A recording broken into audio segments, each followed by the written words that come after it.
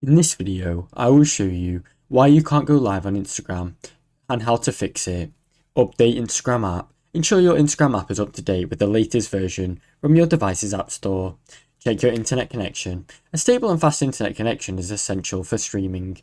Switching to Wi-Fi is better. Restart your device. Restarting your phone to clear temporary glitches will prevent you from going live. Check account restrictions. Verify that your account has not been restricted, banned or flagged for violating Instagram's community guidelines. Clear app cache and reinstall Instagram. Clear the app cache on Android or install and reinstall the app on iOS to fix app-related bugs. Contact Instagram support.